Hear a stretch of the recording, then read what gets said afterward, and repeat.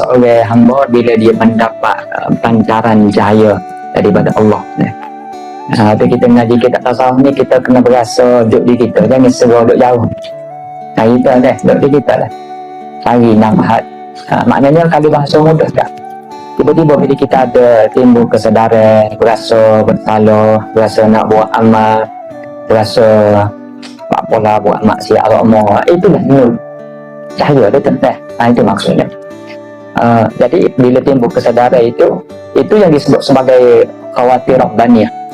Khawatir rabbaniyah, khawatir kebaikan untuk nak memandu kita. Maka bila ada khawatir seperti itu, kata Imam Abdul Haddad kata, pegar lalu, sambung, biar curah, gerak, jangan buat tak lain. Duduk, mana bila ada cahaya tu duduk. Kalau duduk buah dengan orang pun, dia buat benda larang pun, subit. Supaya cahaya tadi dia semakin cerah.